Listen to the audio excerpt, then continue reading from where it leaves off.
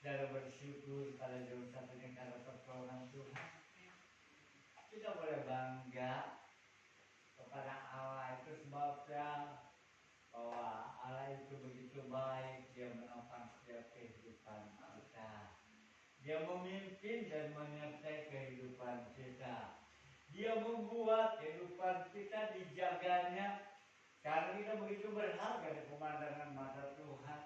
Bahkan bukan itu saja, rambut di kepala kita pun tanpa izin Tuhan tidak akan jatuh, apalagi dalam perjalanan kita. Sebab itu biarlah setiap orang, setiap pribadi, kita boleh sungguh-sungguh menintai akan Tuhan dan sungguh-sungguh mengasihi kepada Tuhan di dalam segala setiap kehidupan. Tetapi jikalau segala sesuatu terjadi tidak sesuai dengan kehidupan kita, jangan kita menjadi kecewa. Sebab pada saat Tuhan Yesus, pada saat murid-muridnya minta diajarkan doa, dikatakan Bapa kami yang di surga, dikuduskanlah namamu, jadilah kehendakmu di bumi seperti di surga. Artinya saat kita datang kepada Tuhan, kita menyembah Dia. Saat kita datang kepada Dia, kita mengagungkan Dia. Tetapi di dalam segala seluruh doa, jadilah kehendak Tuhan. Sebab apa? Sebab Tuhan yang kita sembah memang Dia mengasihi kita, tapi Dia juga berdaulat. Amin. Itu sebabnya di dalam Pancasila dikatakan bahwa kedaulatan yang dipimpin oleh hikmat dan kebijaksanaan. Jadi kedaulatan setiap pribadi itu ada. Demikian juga Bapa di surga. Kita boleh bangga memang Allah yang kita sembah, Dia berwujud dan Dia bisa menampakkan diri. Dia pernah hidup di muka bumi sebab Dia berinkarnasi. Dia adalah firman, dan firman itu menjadi manusia. Dan Dia mati di salib, tetapi bangkit pada hari yang ketiga. Dan itu sebab Dia berwujud. Dan Dia menampakkan diri. Dahulu zaman Paulus, waktu Paulus hidup 30 tahun telah Tuhan Yesus naik ke surga. Tetapi Dia menampakkan diri kepada Paulus. Dan pada jam saat ini juga Dia menampakkan diri bagi setiap orang yang mencari Dia.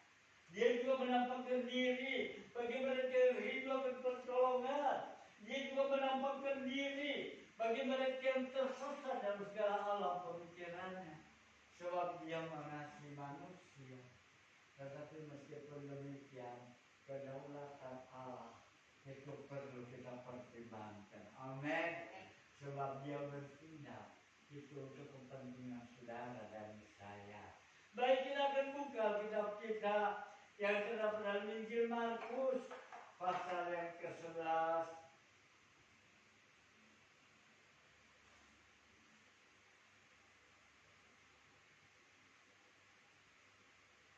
Kita akan membaca ayat yang ke-15 sampai ayat yang ke-17. Kita akan membaca bersama-sama Injil Markus pasal yang ke-11, ya ayat yang ke-15. Bisa buka.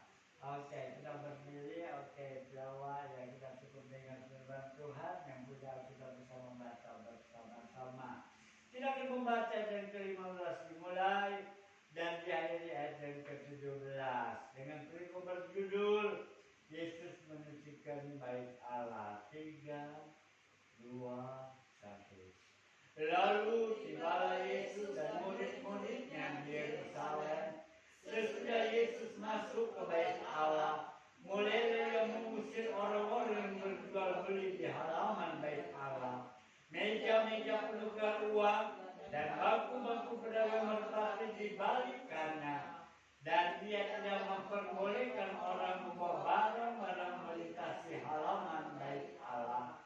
Lalu Ia mengajar mereka, katanya, bukankah ada tertulis, rumahku akan disebut rumah doa bagi segala bangsa, Tetapi kamu ini telah menjadikannya sarang penyamun.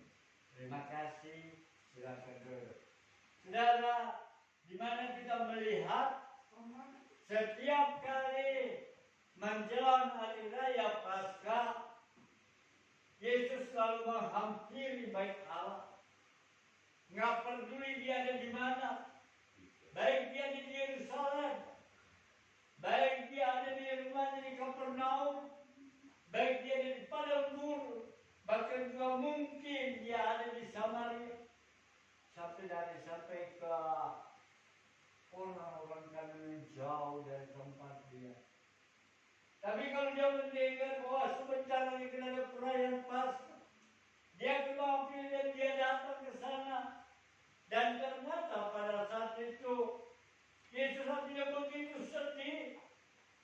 Yesus tidak begitu kecewa dengan keadaan yang dia lihat di bait Allah. Kenapa? Sebab orang berjual beli di halaman bait Allah.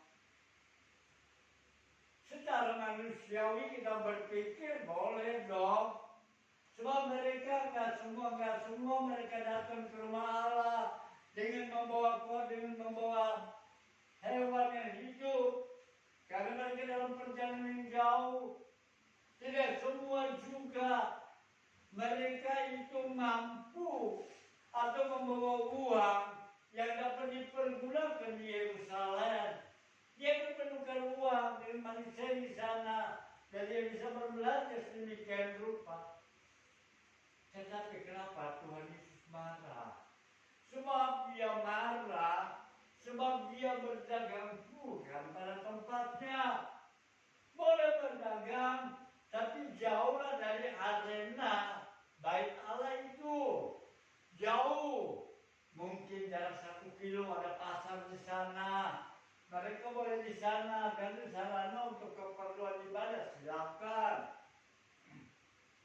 Itu sebabnya Yesus begitu marah, sehingga dia membuat cambuk, dia pecut semua, dia bubarkan semua. Enggak ada lagi orang berlalu-lalu membawa barang-barang. Seakan-akan dia tidak menghormati dalam ibadah itu.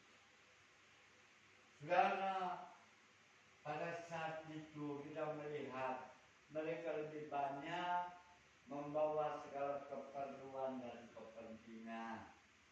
Mereka lebih mengutamakan keuntungan pribadi daripada beribadah.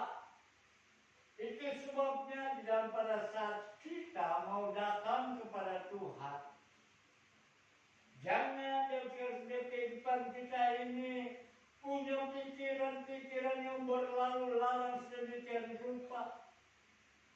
Di saat kita duduk berdiam, maka biarlah kita fokuskan kehidupan kita dengan firman Allah. Amin.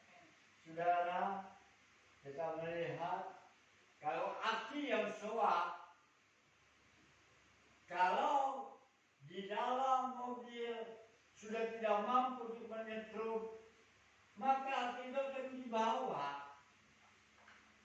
ke tempat pengecasan aki, dan aki ini cukup berdiam, tidak bergerak, dan dia berdiam, dia diisi,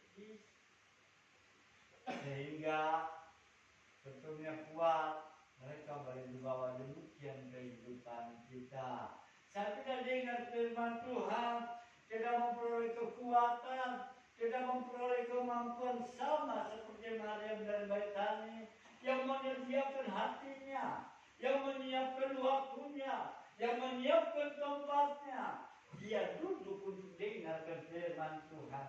Sebab saat dia dengarkan firman Tuhan, dia mendapat kekuatan baru. Amin. Berapa waktu yang lalu saya ditanya oleh seseorang, umur udah berapa? 60 lebih. Besar. Makannya apa? Tidak ada spesial saja. Biasa makannya dua. Loh, kok bisa begitu? Kenapa? Kita terima selalu mengucap syukur, puji Tuhan. Itulah kekuatan daripada Allah. Dan demikian kita pada jam saat ini, biarlah segala pikiran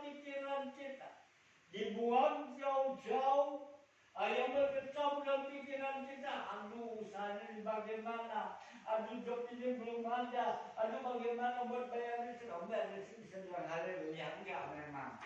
Jadi kita harus berusaha, tapi saatnya kita boleh dengarkan firman Allah, kita boleh duduk berdiam di kaki Tuhan. Amin. Dan kita belajar kenapa Tuhan begitu marah pada saat itu. Yang pertama, mereka tidak menghormati Allah. Di dalam pikirannya yang selalu membawa segala kepentingan pribadi, yang seakan-akan selalu bisnis yang diperhatikan dan mencari keuntungan. Itu sebabnya Rasul Paulus katakan bahwa ibadah itu kalau disertai dengan rasa cukup akan memberikan keuntungan yang besar. Tapi kalau ibadah ini dalam selalu bercabang, maka seakan-akan bagaimana bisa tersimpan benih firman Allah, bagaimana bisa bertumbuh, bagaimana bisa mengoreksi kehidupan ini. Karena sebentar apabila ada burungnya lewat, dia akan mencuri bibit-bibit itu. Itu sebabnya kita menghormati Allah. Itu sebabnya dalam Injil Markus tadi katakan, bukankah ada tertulis, rumahku akan disebut rumah doa bagi segala bangsa. Menghormati Allah. Saat kita datang kepada Allah, mau berapa orang yang datang, gak persoalan. Sendiri pun kalau pada itu berdoa, tutup pintumu, tutup pintu kamar, sebab Allah sanggup menghampiri kita. Amin. Apalagi 2 orang, 3 orang, sekeluarga, berkeluarga, semua Tuhan ada tugas demikian rupa. Lihat Lot dari Sodom Gomora, kota kembar yang sudah menjadi laut mati. Itu doa daripada Abraham. Penginjilan dengan berapa orang? 1 orang bertobat. Malaikat di surga bersorak-sorai. Amin. Luar biasa. Allah yang kita sembah. Itu kita belajar menghormati Allah. Di dalam pada saat kita mau ibadah, di saat kita mengambil Allah, kita menghormati Allah. Sebab saat kita menghormati Allah, maka kita boleh menerima sepenuhnya segala rencana-rencana Allah. Tidak selamanya memang kita mendapat segala rencana Allah, segala janji-janji Allah kehidupan kita seutuhnya, tidak. Ada yang diberikan bertahap, ya mungkin ada juga yang diberikan secara spontanitas, tetapi itu semua adalah kehendak Allah. Sebagaimana seorang pada saat dia mau datang, dia mau belajar kungfu, maka pada saat guru mulai melihat dia selama sekian tahun, dia hanya disuruh dorong batu di bukit. Kita berpikir itu pekerjaan yang sia-sia. Hanya disuruh bawa air dari bawah sampai dibawa ke atas untuk mandi para murid-murid Salim itu. Mungkin hati dongkol. Kok begini? Saya kesini mau belajar daripada ilmu silat, mau belajar ilmu kungfu dari Salim ini. Kenapa saya cuma jadi jongos? Sekian tahun dia datang kepada guru. Guru, saya meninggalkan tempat ini. Memang kenapa? Ya habis, kita nggak ada hasil. Sekian tahun saya cuma jadi jongos. Sedikit pun kami nggak diberi dasar. Suruh dorong batu. Lalu guru bilang, coba lihat penampilan. Lihat pada saat dahulu sebelum kau datang ke sini dan setelah sekarang, dia mulai lihat lengannya sudah mulai bertumbuh, kakinya sudah mulai ada betis padinya, berdirinya begitu kekar. Itu adalah dasar. Semua mulai sebentar kamu belajar, kedudukan kuda-kuda itu perlu dipasangkan dengan kedua kakimu.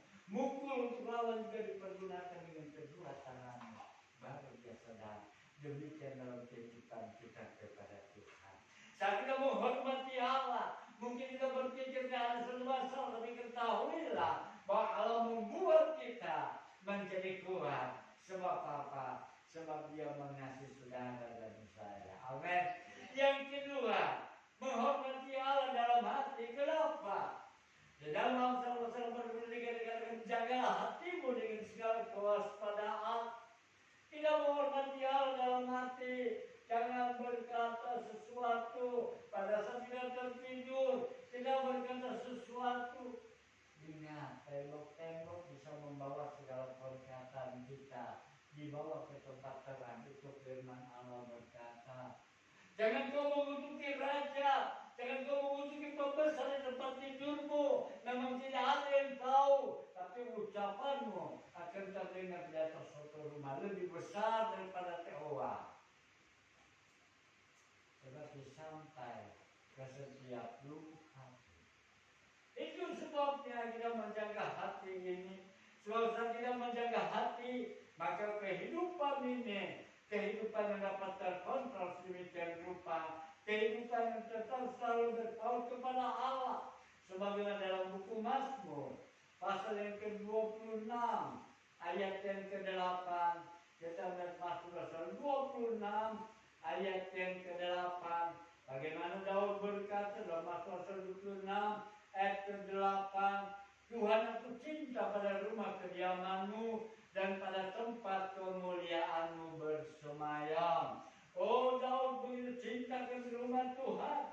Daud begitu cinta daripada segala apa itu namanya dalam ayat ke-8, segala kemuliaannya. Itu sebabnya dia begitu rindu akan kuasa Tuhan. Dia begitu rindu enak, damai, nyaman di bawah kaki Tuhan. Sementara kita boleh duduk berdiam untuk dengar firman Tuhan. Kita boleh belajar dengan firman Tuhan. Sebab pembelajaran kita tidak akan menjadi berhenti sampai akhir masa kontrak kita. Baru selesai sehingga Tuhan katakan sudah selesai tugasmu. Amin. Saya yakin dan percaya kalau mereka juga menghormati Allah dalam hati, jadi mereka menjaga hati, mereka juga tidak akan berlalu lalang. Mereka juga tidak akan seperti sibuk sedemikian rupa, kesibukan sedemikian rupa. Dahulu saya juga tidak mengerti, tapi seiring dengan berjalannya waktu, maka kita belajar mengerjakan kehendak Tuhan. Dan yang ketiga, menghormati hadirat. Sebab saat kita datang kepada Tuhan, kita mengundang hadirat Allah. Saat kita menghampiri Tuhan, kita mengundang hadirat Tuhan. Sebab apa? Sebab kita memerlukan pertolongan Tuhan. Kalau kita memerlukan pertolongan Tuhan, itu harus datang Tuhan dalam kehidupan kita. Kalau tidak datang, bagaimana Dia bisa dengar doa kita? Kalau Dia tidak datang, bagaimana Dia bisa menjawab segala doa kita? Meskipun jawaban itu adalah rencana dan kehendak Tuhan, tetapi saat kita menghampiri Dia, Dia datang itu supaya kita menjaga perilaku untuk menghormati hadiratnya, menjaga kesopanan sedemikian rupa. Ada pejabat aja kita rasa-rasanya, aduh haus nih, mau keluar. Rasanya begitu takut kita. Itu pejabat di muka bumi. Apalagi kepada Allah yang kita sembah. Allah yang begitu berkuasa. Allah yang begitu berdaulat penuh dalam segala setiap kehidupan kita. Sebab itu mari kita menjaga kehadiran. Bahkan itu sebabnya ada sebagian hamba firman hamba Tuhan begitu menjaga mimbar ini. Sebab itu adalah rumah Allah yang kudus. Dan saya pernah ditegur. Sebab saat mereka melayani, mereka tidak kenal orang yang melayani. Sehingga saya yang ditegur. Sebab apa? Dia ingin tahu siapa itu backgroundnya, siapa itu latar belakang yang bisa melayani di mimbar. Ada aturan-aturan. Memang di dalam aturan gereja memang tidak ada, tapi masih sebagian orang memegang itu, masih memegang. meskipun tidak tertulis, yaitu yang dahulu berkata sangat terpencil, sangat terperinci untuk melayani firman Allah. Wanita hamil dilarang melayani, yang sedang datang tamu juga dilarang melayani. Bahkan juga dalam kehidupan hari hidup yang tidak akhir juga mereka juga dilarang melayani. Tapi memang tidak mungkin sebagai seorang yang memantau kehidupan pelayan Tuhan, masa ditanya dulu, suci enggak kamu? Tapi tentu saja kita yang melayani, kita kenapa ini nggak bisa, ini nggak bisa saya begini secara begitu pribadi. Sebab apa? Sebab kita menghormati Allah, kita menghormati hadiratnya. Dan ini adalah gunung Allah yang kudus, yang nggak bisa dipermain-mainkan. Setiap perkataan kita didengar dan dipertanggungjawabkan di hadapan para malaikat. Bahwa yang ada di samping kita adalah malaikat Allah yang melayani kita. Ribuan malaikat ada bersama-sama kita. Sebagaimana dalam Ibrani pasal pertama kata, bukan itu orang yang melayani. Dia ada di samping kita. Dia dengar firman Tuhan. Sebab itu mari kita boleh menjaga kehadiratnya Allah. Kita benar-benar kita menghormati dalam cara berpakaian, dalam cara kita yang pantas, bagaimana pantas. Kalau mereka melayani pakai hotstand gitu. Ya begitu masih barangkali, wah pandangan yang menggiurkan. Tapi tidak etis. Sebagaimana waktu Musa pun tahu, waktu saat dia dalam pengembalannya, pada saat dia setelah melarikan diri dari Mesir, dia pergi ke Midian dan di sana dia bertemu, akhirnya ketemu jodoh di sana dan dia mengembalakan mertuanya itu. Dan apa pekerjaannya? Sebagai dari seorang pangeran menjadi seorang pengembala kambing. Dan itu dia jalani sedemikian rupa. Dan sekali peristiwa pada saat dalam perjalanannya itu, kalau kita melihat di dalam Keluaran pasal yang ketiga, tiba-tiba dia melihat bahwa ada api yang membakar semak belukar itu.